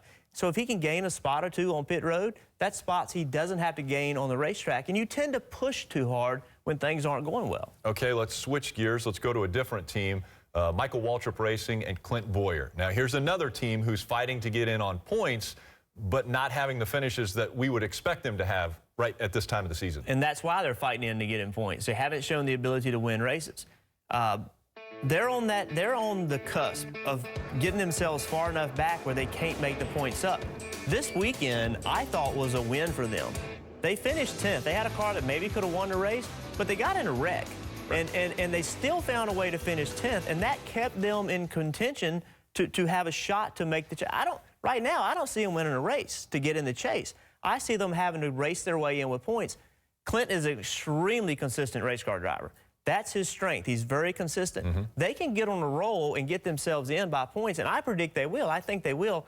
But they got to do like they did this weekend, take a bad day and turn it into a 10th place finish. It's definitely going to be a fight for those final 6 spots right now that are filled with drivers that haven't won in the chase. As the dust settled in Sonoma, Carl Edwards walked away with his 2nd win of the season. Coming up, we break down the different pit stop strategies. Under cloudless California skies, flashing past the start-finish line and taking the spoils of victory, Carl Edwards wins the Toyota Save Mart 350. Oh, yeah! Awesome! Hey, I'm Michael Ehrenfeld, front tire changer on a 99 Aflac Ford Fusion. And this was a really cool win for us because if you look at the whole series, there's only 2 times we get to do this a year.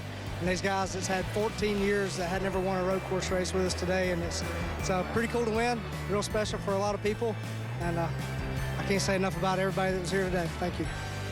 And Mike Lingerfeld is just one member of the 99 team's over-the-wall crew. He's joined by front tire carrier Ryan McRae.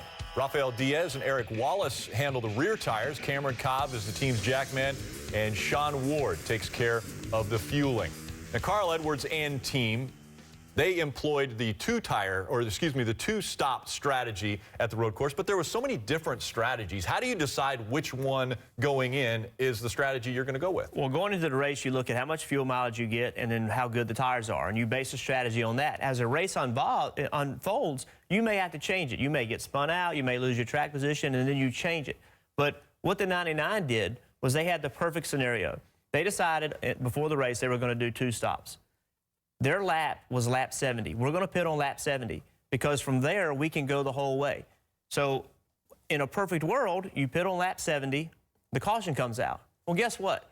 That's exactly what happened. Right. They pitted on lap 70, the caution came out. So not only did they do it, but Clint Boyer's team did it, Marcos Ambrose's team did it, as well as the 11 car. Look who's in the front of the race. All those guys are leading because everybody on the other strategy pitted before they did under green. The caution came out, they could all make it, then they had to pit again because they couldn't go the rest of the way. Right. So they got all their track position, they got the lead, they had new tires, they had full of fuel. Perfect storm. Everything worked out their way. Obviously, if it would have been more than 110 laps, Jeff Gordon would have had something for Carl Edwards, but it wasn't.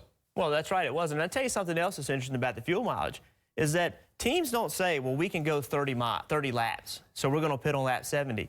They say, we can go 30 laps, or we're going to pit on lap 64, because they calculate the number of cautions they think they're going to get. So it's always a big gamble. So when you think about Sonoma, the teams that were already in the chase, they potentially could pit earlier, and if it didn't work out and they ran out of gas, so what? Right. They had a chance to win the race. Absolutely. Well, tomorrow we begin a new series of features, Driver to Driver. Sonoma winner Carl Edwards recently spent an afternoon with Jeff Burton discussing everything from mutual respect to mentality of drivers and the personal side.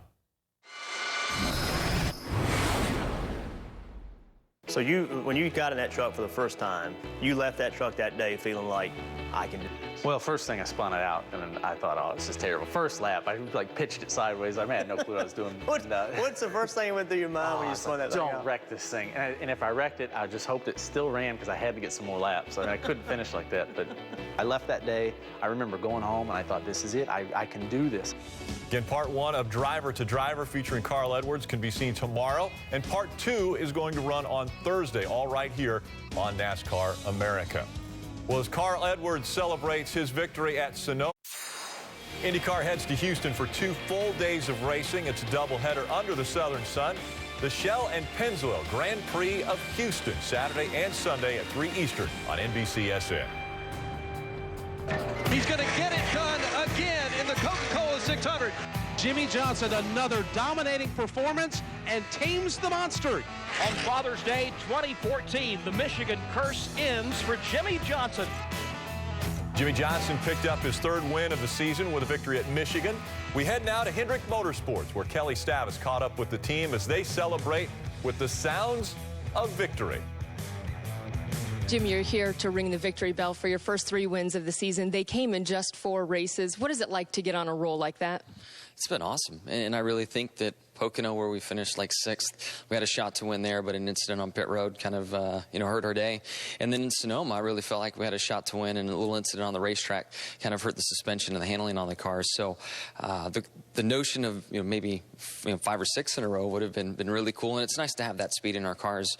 The strategy taking place on the pit box that Chad's calling, and then also the power and the speed that we just have right now. So it took us a little while to kind of find our way, but happy that it's here.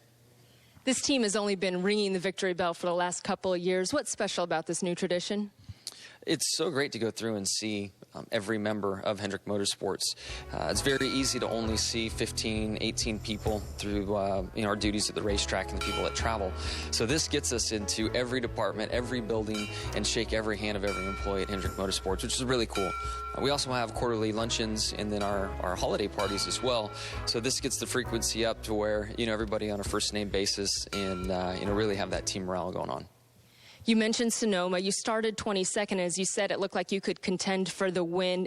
What was key to even putting you in that position late in the race? We had a great race car, and that really gave us the options. I felt great about things.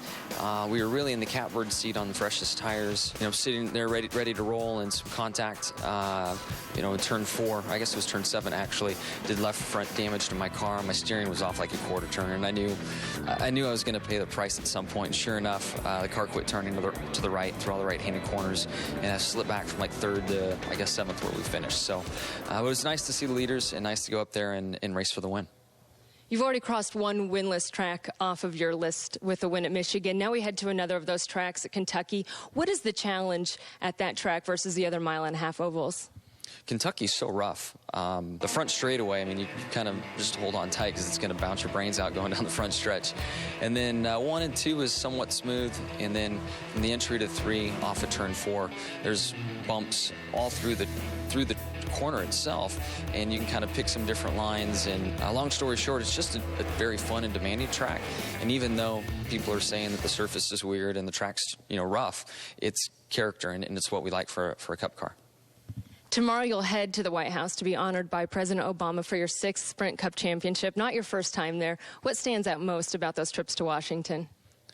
It's just a huge honor, and in a funny way, I can't help but think of watching Forrest Gump and his moment, with the president. So it's kind of that department in my mind where it's just, huge honor, very cool for him to take a few minutes out of his busy day to honor what this race team has accomplished.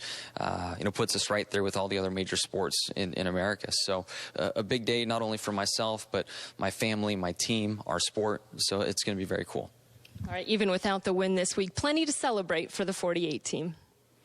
And we got a Forrest Gump reference in that interview. That was pretty impressive. But this team as a whole, Hendrick Motorsports, all 4 drivers in the top 10 at Sonoma, they are really clicking on all cylinders right now. Again, we say it all the time, but Hendrick Motorsports is the pinnacle right now. They're getting it done. They've got many of the best drivers, many of the best crew chiefs. They've got great funding. They got it all going on right now. Okay, so one thing that we did see also in the clip there was that his teammate, Jeff Gordon, is the one who hit him. Don't you play fair when you're out on the racetrack with your teammates? Well, there's competition, right? You want to be the A driver. You want to be the guy that's the man. You just do. And I don't care what anybody says, and this is nothing against Jeff Gordon or anybody else. But, Jeff Gordon forever was the head guy. Sure. Jimmy came in and started winning championships and actually surpassed Jeff in a number of championships. Jeff wants that back. He's toward the end of his career. He wants to be the guy that's winning the championships, and he's going to race Jimmy hard, and he should. It's good for the company. It pushes both teams, makes everybody better. A lot of competition within the Hendrick organization. Well, the heart of racing takes us to some of the tracks that Jimmy Johnson competed at in his first season as a stock car racer. Johnson made his A. Junior is glad for his buddy. Racing is an important thing, an important part of our lives, but it's not the most important thing. And he's going to be able to go do this job.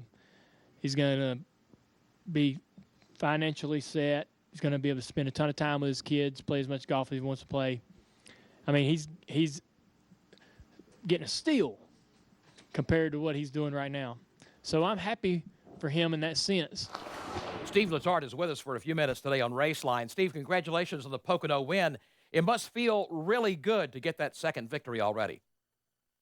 Well, you know, it's always great to win races, and to get a second win already this year really is spectacular. You couldn't ask for more. You know, we have the whole summer to try to build on that second win.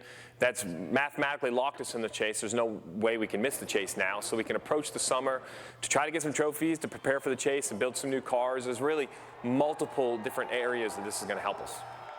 So what is it that's changed in the 88 team that's put you guys in a position to win like this? Well, I think, you know, it's immeasurable.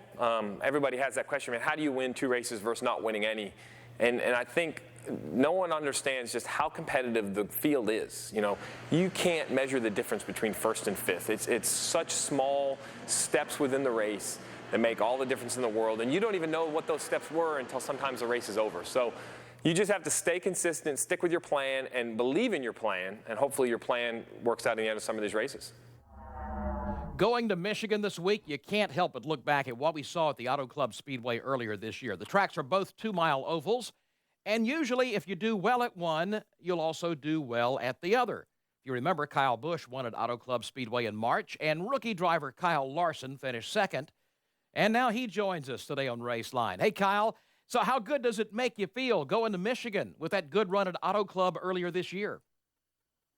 Yeah, it's the same size and pretty similar shape to California, but it's been repaved in the last couple of years, and race is totally different than California Speedway does, and so I don't know if you can take a whole lot of confidence there, other than that I really enjoy big racetracks like that, and I finished really well there in the nationwide race last year, so hopefully when we go there this weekend that it'll be a good run for us and we can get a good finish for the target team.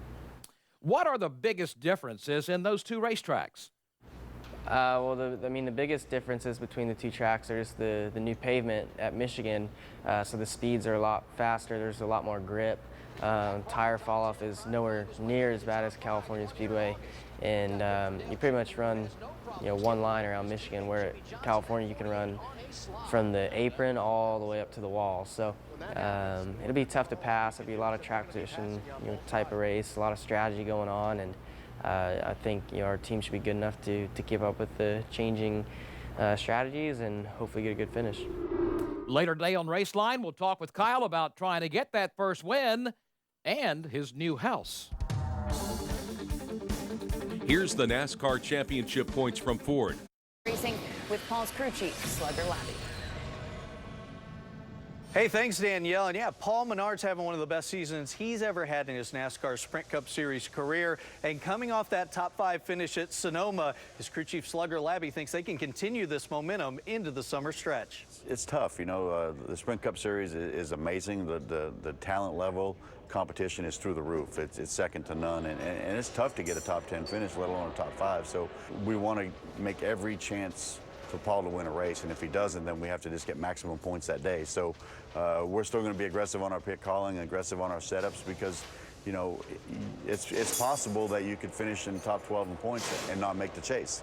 So we have to go for that win no matter what. And for the next 6 or 7 weeks, we're going to be aggressive, and then when we get closer to Richmond, we might change our tune a little bit when we find out where exactly we are in points and who we're racing for them spots. So it's definitely something you review every week, but for the next 5 or 6 weeks, it'll be throw everything we got at it and try to do what we can to win races. I don't go to Sonoma thinking, man, we're just going to try to finish in the top 15. That's not the way we prepare. We wake up every day coming to work knowing that we can win races and work on winning race cars. So I'm excited for Daytona coming up. The night race at Daytona is really exciting. We run well at Daytona, looking forward to that, and also looking forward to Atlanta, Bristol, places like that. But Kentucky this weekend, it's a bumpy track. We ran really well at Vegas earlier this year where we finished third, and that's a bumpy track much like Kentucky. So we feel good about going to Kentucky this weekend, and that's the next race, and that's the one we have to win. You can see the intensity in Slugger Labby's eyes. You hear it in his voice, and it's really refreshing to hear and see out of the 27 car. He says he's going to be really aggressive, throw everything at it for the next month and a half. They want that W, Ray. Everybody wants a win because it more or less locks you in, but I disagree with Slugger slightly because I believe they've got a points race between now and Richmond.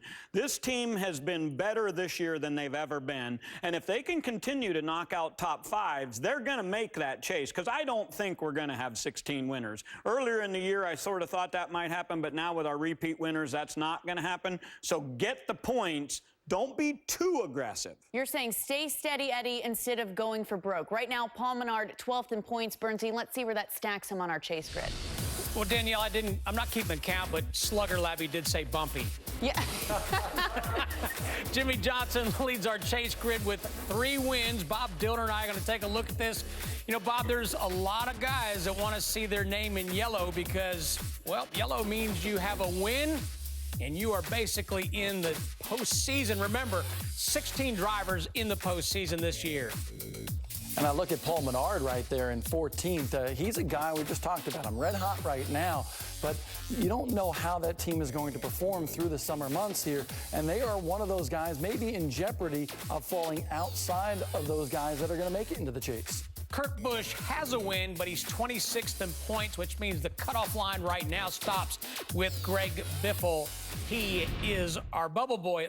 Listen, lots of big-name drivers still looking for that win with 10 to go. Yeah, and I look at that list right there, and I look at 2 guys that are not necessarily the biggest names like a Casey Keener or Tony Stewart. I look at a guy like Jamie McMurray. Ran really well at Sonoma, has come close to winning this year. That organization with Ganassi really stepping their game up a little bit this year, and a lot has to do with Kyle Larson coming on board, and certainly Keith Rodden as well. But I believe that number 1 could work their way into a chase spot, as well as Brian Vickers, that 55 team with Michael Waltrip Racing. They're coming up on some very good racetracks for Brian Vickers. He won at Loudon 1 year ago. We're coming up to the Magic Mile shortly. So I believe they, with some consistency and possibly that victory, can work their way into the chase. Yeah, you mentioned Jamie. He's a great plate racer, too, with Daytona coming up. So which of those guys that haven't won yet will be the next to visit Victory Lane? Let us know what you think. Matt Kenseth, says Bob, by clicking on foxsports.com/racehub. Here are the choices. Maybe one of these, Bob. Matt Kenseth. Matt Kenseth will win this weekend. With Sonoma winner Carl Edwards to discuss his start in racing and the influence of his cousin Ken Schrader. After a career-best 3rd-place finish at Sonoma by Dale Earnhardt Jr., we check in with the crew chief of the 88 team, Steve Letarte, as they get ready for the Kentucky Speedway this weekend. Welcome to NASCAR America, everyone. I'm Marty Snyder. He's the mayor, Jeff Burton, and we're going to cover a lot of ground today. We'll talk Carl Edwards, Dale Earnhardt Jr., and driver protocol after a wreck. But first, let's start with the traditional NASCAR Sprint Cup Series championship standings. And, Jeff, here's the top 10. Now, you've been saying, I got to brag on you real quick, since February, we're going to have a points race, and it looks like it's certainly shaping up that way. Well, we're not going to have 16 winners in the first 26, 28 races. We're just not going to. So, to me, Matt Kenseth looks really good. I think Ryan Newman looks like he's in good shape. They've been consistent. So those guys, to me, feel like they're the favorites to make it by points. Now, you get down here around Kyle Larson, and it starts to get a little more interesting, doesn't it? Especially when you talk about the back half of the top 20 here, 11 through 20. That's where there's some interesting players. Well, I think it gets really interesting and here's why. We have 10 races left, and we're going to transfer 3 to 4 cars in by points. That's my feeling. So you got those 2 up there that we just talked about, and Kyle Larson. That's 3. Where are the other ones coming from? They're all battling it out, aren't they? And as we're looking at it, look at the points. He's 121 behind, 128 behind. 136. It's close. Very tight. A small mistake had big consequences. Let's talk about a couple of guys who are going in the right direction. One, certainly Paul Menard, back-to-back top 5s for the first time in his career. Yeah, and I think Paul and his team are doing a really good job. I thought early this year they had some cars that could win the race. They didn't find a way to make it happen, and they also actually had bad finishes. They now seem like they're turning maybe bad days into good days. And I still feel like they have the speed to maybe pop a win. I don't think they're going to win 3 or 4 races, but they could pop one win. But to me, they're heading in the right direction, have positive momentum. And you got to give a call to Slugger Labby for that call at the end of the Sonoma race. That gained them a ton of track position. Hey, look who's in 16th. This is a guy that we were talking about all year long going the other way. All of a sudden, maybe a glimmer of hope for Casey K and his team. Well, I think it is. But you do have to start looking at something. They're 151 back. It's you know, they're still pretty far away back from Kyle Larson. Not 151, but they're probably 40 points back or so. They're in a tight battle. I do feel like they're heading in the right direction. They're not there yet, though. And I think they could have something go wrong and be set back, take that momentum away. It hurts, man. When you're the worst running team of your teammates, it's hard to overcome. They just need some confidence at this point, and it seems like that's certainly growing these days. The guy right behind him, Tony Stewart, in 17th. They have shown, I've been around the team a lot lately, they've shown the speed to have a top 5 car. They just can't get there. Why? I think the last 3 weeks they have been fast, and I thought with everything going right, they could have won one of those races. Tony's been caught speeding on pit road in 2 of those 3 races. I think Tony's pushing a little bit, and I don't care what anybody says. I know people are probably tired of me hearing me say this, and I'm sure Tony is too, but he had a major injury. He had a severe injury, and I still think Tony's getting back to being Tony. You're not out of the car for that long and just pop back in it. I think it takes a little while to get that momentum going. You know, a few weeks ago, he told me there was no need to panic yet. The fact that they didn't have a win. You know, now that we're closing closer to the chase, he said maybe 5 races before the chase, he would start to panic a little bit. You agree with that? Not time to panic He's yet? more patient than I would be. To me, maybe panic's not the word, but they certainly has to be concerned, not just with Tony, but at Stewart-Haas Racing, because, you know, Kevin has shown a ton of speed. The other 3 teams have been very, very, very spotty, and they're making mistakes on top of it and having failures on top of that. So there has to be some concern. I will say at the Indy test, everybody's saying Tony Stewart was the guy with by far the fastest car. Austin Dillon, you know, they seem to be sliding backwards with their finishes lately. Why? Well, early in the year, I thought, to me, the 3 team, and Gil Martin and Austin were doing a wonderful job of taking average runs and turning them into good finishes. They really, if you looked at the rundown, they really never ran like 7th or 8th, but they were running, they finished 12th, 14th. They were having good finishes, but really running high teens, low 20s. That stopped. They're not getting those finishes like they were early in the year, and I don't know. I just don't see the speed with this team just yet. It is amazing to me. Brian Vickers is 20th in the championship standings. 4 weeks ago, they were 8th. What has happened? The 55 team, 20th in points, is the example that we still point race and that points still matter. Right. In a month's time, they went from being in a great spot, in a great shape to make the chase without a win, to being in a situation where they've got to jump frog all these people to get to the position where they can make the chase. And not only do they have to gain points on the guy that ultimately is the last guy that gets in, they got to beat all the people that are in front of them. And that's going to be really hard to do. I mean, they've run well. Yep. It's kind of the opposite of Austin and what they've done. You know, they've had speed at times. They've had speed, but they've had no finishes. And in the last month, it's really put them in a big deficit. Well, if there is some good news for Brian Vickers, it's the fact that New Hampshire's coming up in a couple of weeks, and he is the defending winner of that race. Good to talk about some drivers trying to claw their way into the chase. Coming up in a moment, we'll talk about a driver who's already in. Dale Earnhardt Jr.'s crew chief, Steve Letarte, will join us on NASCAR America.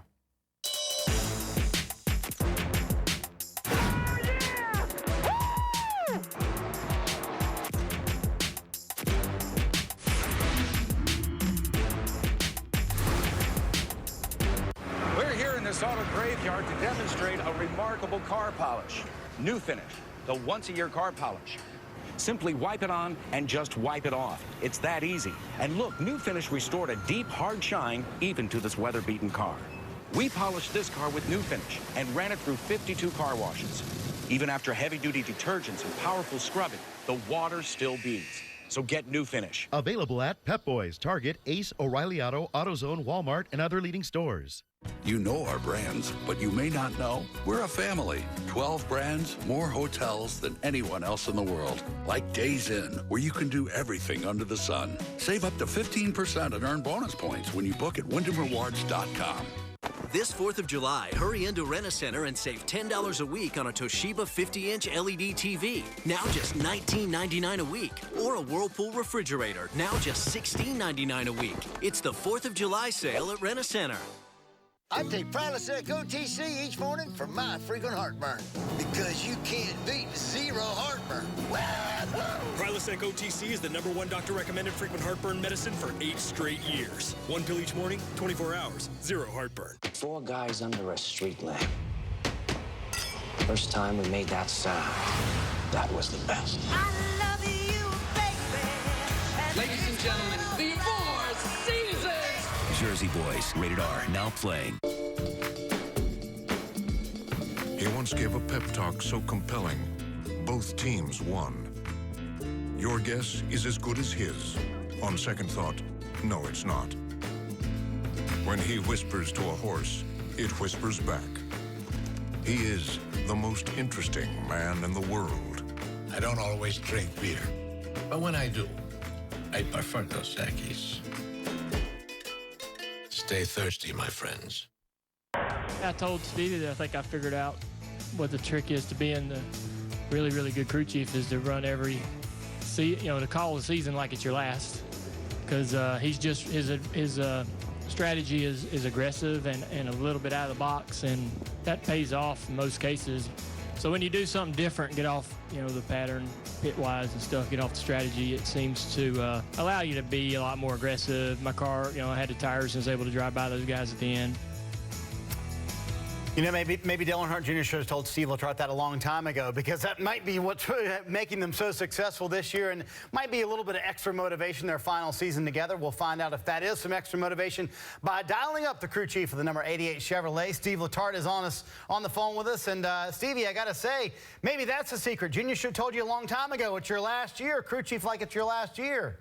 Yeah, well, I mean, it's good advice. I don't know if the last year is really the big turning point of the season. I think, more than anything, it's the new structure with the chase and the points and the wins and what everything works for you. And we were fortunate enough to win the Daytona 500. So from there, it's been easy to be aggressive. The risk versus reward has really tipped versus the reward side. So the risk isn't as high as it used to be, and especially now that we have a second win at Pocono, I think we can really get aggressive at some really great tracks where pit strategy can pay off in New Hampshire and Indy, and really all of August. It's pit strategy tracks, so we're looking forward to them.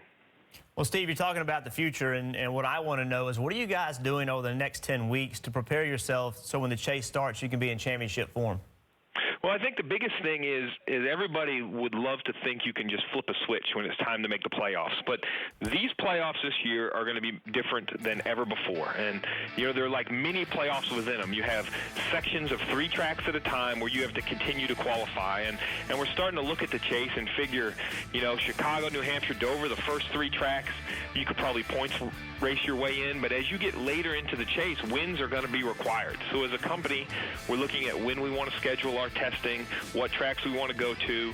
As a crew chief, I'm looking at what tracks do I have coming up where I could maybe build a new car and get a little time on that car before we get to the Kansas, Charlotte, Talladega, that swing in October that I really feel you're going to have to win races in the chase to even be around at Homestead to have a chance. Well, one thing I find interesting about Hendrick Motorsports is you guys are going to have a lot of cars in the chase. So you have tests left over. Who decides where you're going to test? Because I know that some teams want to test one place and other teams want to test other. Who makes that final decision? Well, it's kind of funny, Jeff, because when you get the crew chiefs in the room together, we really all agree. And it's about when you look at the chase and the tracks you go to, the easier thing to do is start eliminating tracks you don't want to test at. Okay, we're not going to test Talladega. We don't feel testing at Dover has benefited us in the past with the concrete and the way the rubber goes down on the racetrack. We've already tested New Hampshire. The 48 took a tire test at Chicago. As you start eliminating tracks, it really starts circling the ones on the circuit that you're going to go to. We're all going to go to Homestead. I think every company will go to Homestead that has a chance in the chase. So then you start looking at Phoenix, Texas, Martinsville, Charlotte. Where do you want to go that you feel you can get a leg up on the competition and try to get that win? All right, well, Steve, the next race is Kentucky. And you talk about one race at a time. I know from a driver's standpoint, going to Kentucky, it's going to be rough, it's going to be bumpy. Talk to me a little bit about how you prepare Junior for how rough it's going to be. And what is the point where you start working on bumps, and what is the point where you just ignore them and tell the driver, hey, look, dude, you got to deal with it? Well, there's a lot of layers to that, and I think how do we start preparing? I'll start sending him his notes. I normally wouldn't send him any paperwork or notes preparing for an upcoming race, but Kentucky is one of those tracks that his feedback is very consistent from year to year about the surface, about the track. We'll start sending that to him so he can read his comments, so he doesn't focus on the things that don't help the car go faster. We have this conversation. Our engineers at Hendrick Motorsports are really smart. We can have a car drive like a Cadillac.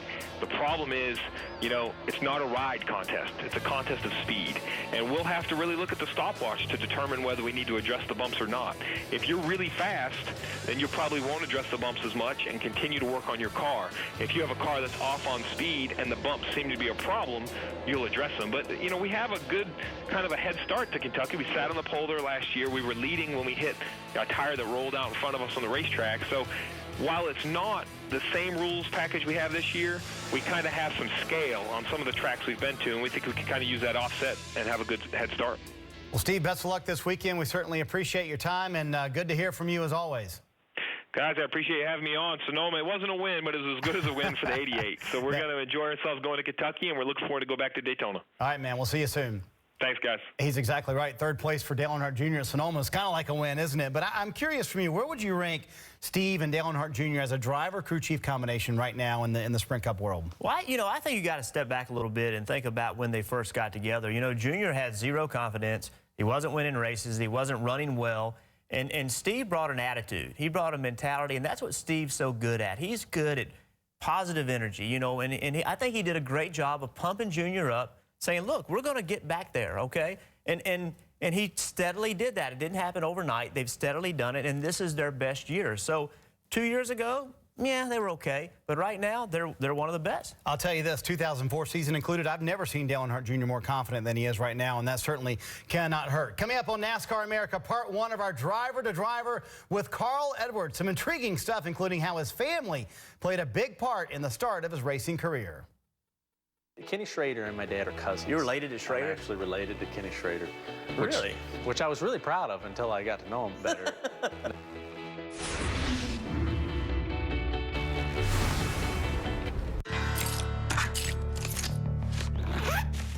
Cooper engineers its tires, not just for performance, but real-life performance.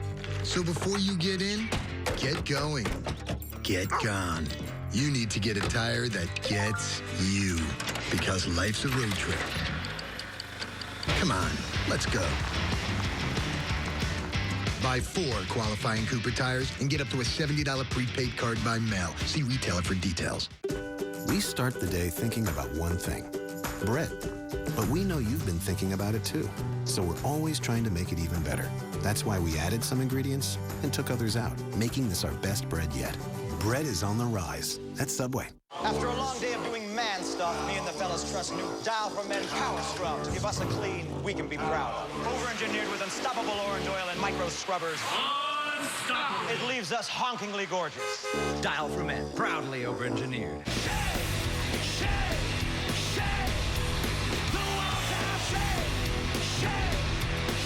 The Dew Tour is back.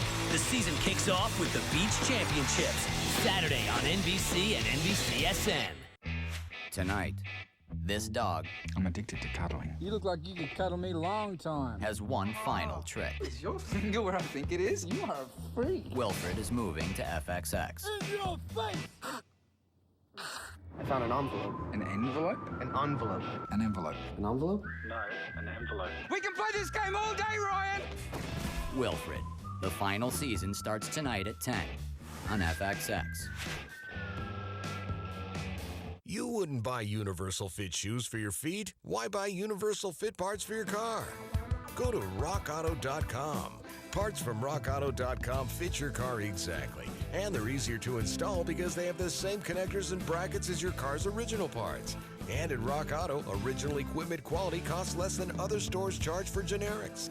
Order online, delivered to your home or office. rockauto.com. All the parts your car will ever need, Rock Auto.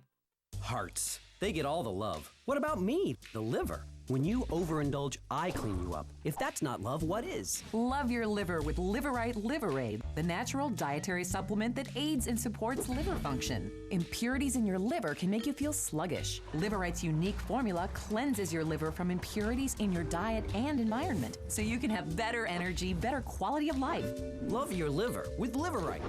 Available at CVS, Walgreens, Rite Aid, and Walmart. Carl Edwards trying to grab his first victory of the 2014 campaign. He will see the yellow flag along with the checkered flag. He punches his ticket to the chase in 2014. Awesome, guys. Way to go.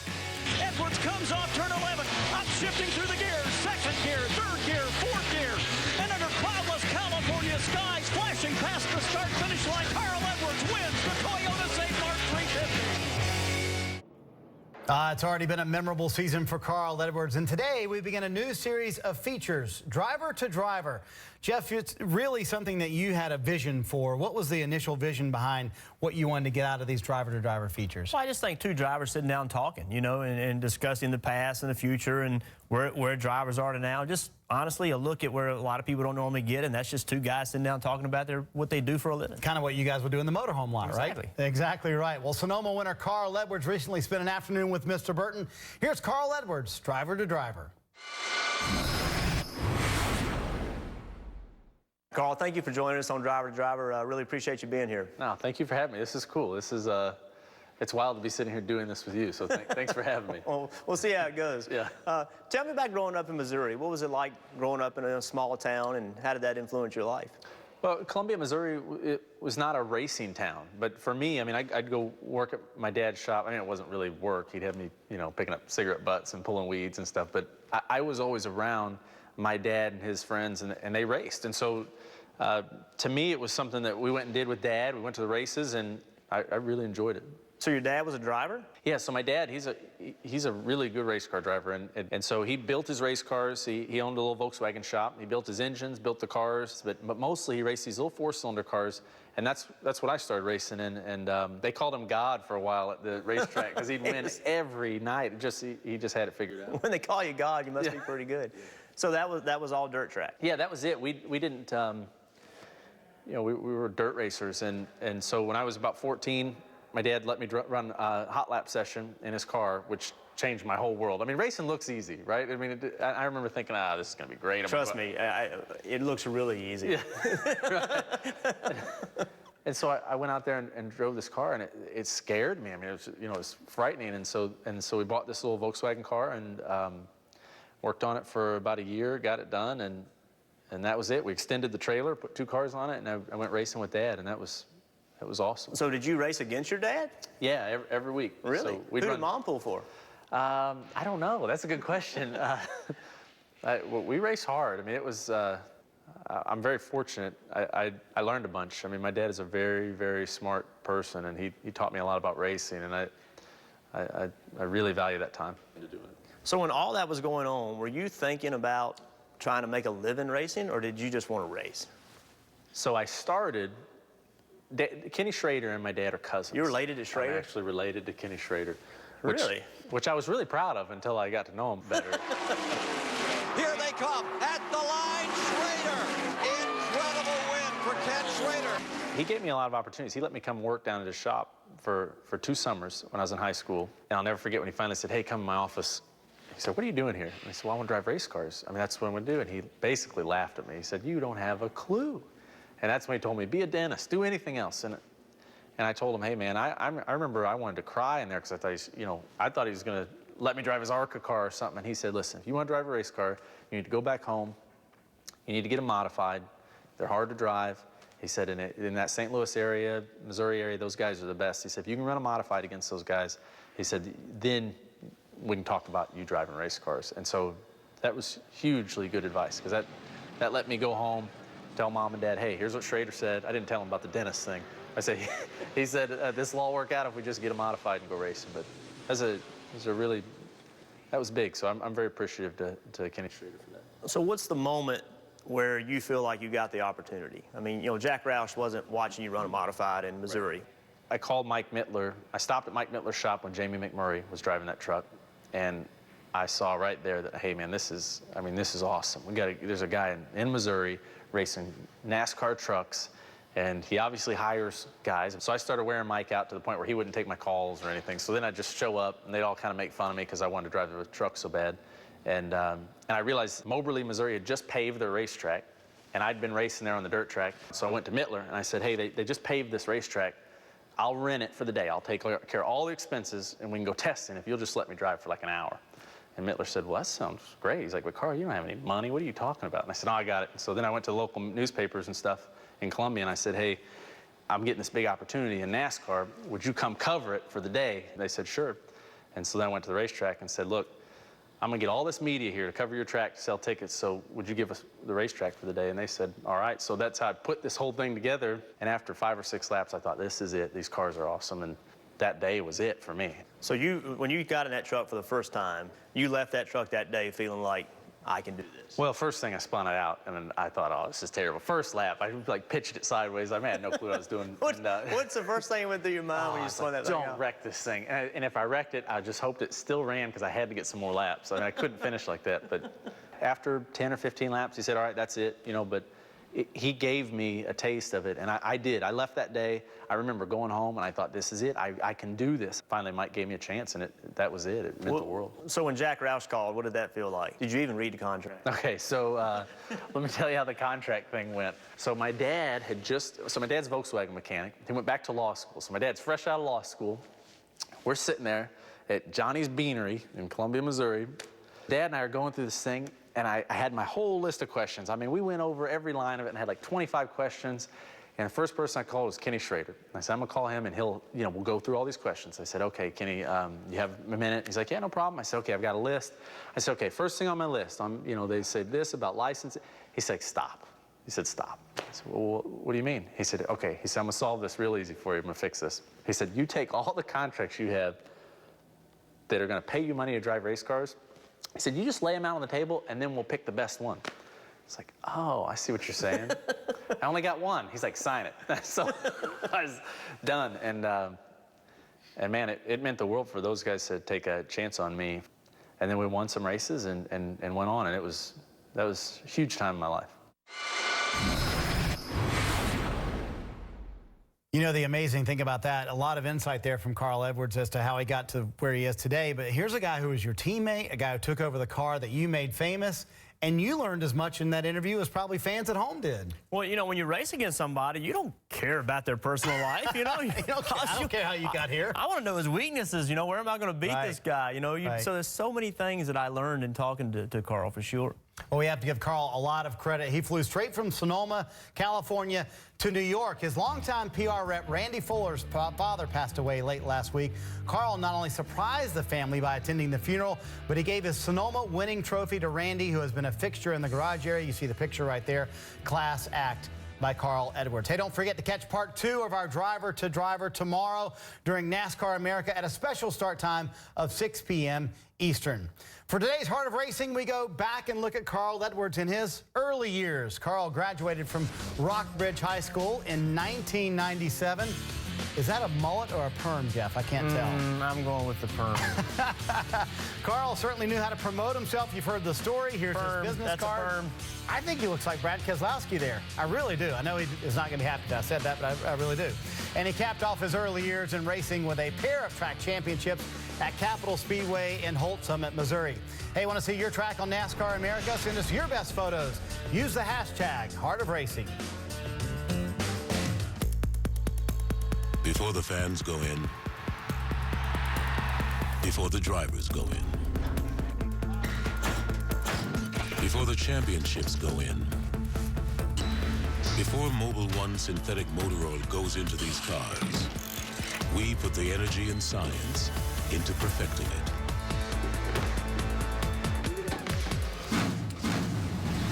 Energy lives here. Mobil 1. How cool is it that new DiGiorno designed a pizza kit lets us create our own pizza? And use delicious DiGiorno toppings like pepperoni, sausage, onions. My favorite, red and green peppers. And we made it look just like Billy? We made Billy. I don't see it. New DiGiorno Design a Pizza Kit has everything you need to create the pizza you want. Thankfully, it's not delivery, it's DiGiorno. Nestle, good food, good life. Playing football can be really tough on your skin. To avoid unnecessary roughness, we use Palmer's Cocoa Butter Formula Body and Face Lotion for Men. It offers hard-hitting protection that locks in moisture and shuts down dryness. Palmer's provides the ultimate defense against rough, dry skin, leaving it smooth with a fresh scent. Palmer's Cocoa Butter Formula Body and Face Lotion for Men. Perfect formula. Extraordinary results. Try Palmer's Jar for Men. It provides serious moisture for the hands, elbows, and knees. It doesn't take much to be happy. When you enjoy the simplest and truest things, asking for nothing more than what you've got. Look at your swimming pools. They'll never be enough. Like your fancy watches and your big cars, one day you realize that what matters is not the size of your car. It's the size of your yacht. Clap along if you feel like a room without a room. IndyCar heads to Houston for 2 full days of racing. 100-degree heat raging through the Texas flood. It's a doubleheader under the southern sun. The Shell and Pennzoil Grand Prix of Houston, all weekend long on NBCSN. All summer long, the best horses will race to earn a spot in the richest event in horse racing. The Breeders' Cup Challenge Series continues with the Gold Cup at Santa Anita, Saturday on NBCSN. Earlier today, Jimmy Johnson was in the nation's capital. President Barack Obama welcomed the 6-time NASCAR Sprint Cup Series champion and his team members to the White House to be honored for their 2013 championship. Certainly an honor for those guys. Check them out. Nice picture, guys. Hey, Jeff, I want to dive into something real quick here in our Mayor segment while we have some time. You know, there's all this media hand-wringing and a lot of talk on Twitter about did Dale Jr. call Matt Kenseth quick enough last night? Everybody was talking about it last night. Never mind the fact that Jr. apologized on the team radio, national TV, in the press conference. Is there a protocol with drivers saying, hey, you probably should contact a guy who's your friend if you've wrecked him by a certain amount of time? Well, I think it depends on your relationship with the driver that you had an incident with, right? I mean, if there's a guy that you don't really care about, his opinion doesn't matter to you, maybe you don't reach out as much. If you're really close to a guy, then without a doubt, you reach out to him. But it's different from driver to driver. And it really boils down to you drive them how they drive you on the racetrack. That's what the end result is, right? Well, that's what you hope for. What you hope for is that if I drive you a certain way, then you're going to drive me that same way. The problem gets into it when you drive a guy one way and